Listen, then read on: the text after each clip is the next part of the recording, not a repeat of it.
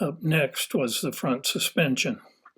There was a lot of grime to remove from the frame, the suspension crossmember, and the suspension components. Many were replaced, but some were also refurbished. I used a coil spring compressor to relieve the pressure from the coil springs before removing the castle nuts holding the front spindle onto the control arms. Many years ago, I had installed coil spring compressors under the front coil springs to give me a bit more clearance on the two-track backcountry roads. Now they're coming out, and the truck is being lowered. Next, the upper and lower ball joints and upper and lower control arms were removed. These photos show the alignment shims necessary to get the wheel alignment correct.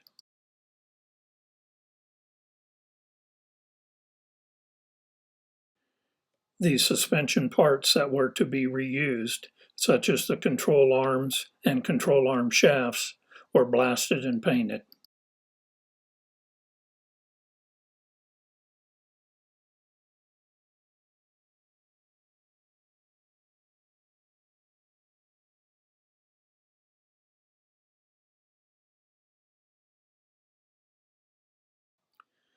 The parts were degreased and metal etched before reinstallation.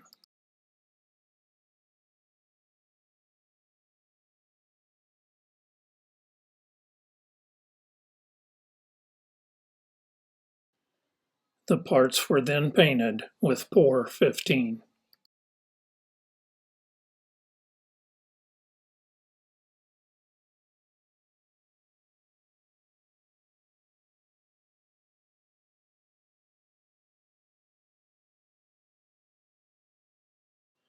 The control arm shafts were then reassembled into the control arms with new bushings.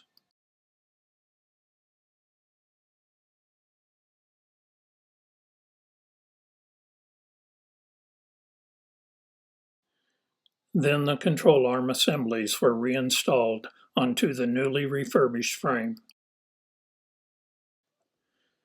This photo shows the difference between the front springs on the left and the rear 3-inch lowering springs on the right. The front springs are original style springs. The front will also be lowered using drop spindles. New upper and lower ball joints were pressed into the control arms.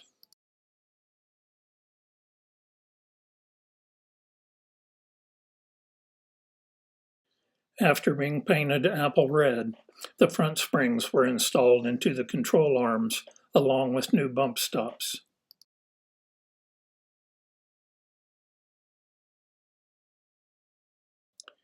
The new spindles were painted black.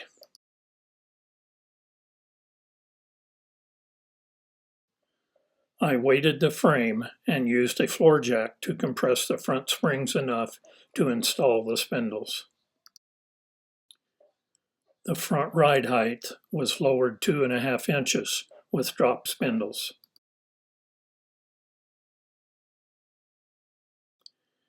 The front shocks were painted black and then installed on the truck, completing the front suspension. As on the rear, the front shock absorber mount needed a bit of spreading to allow the shock to fit.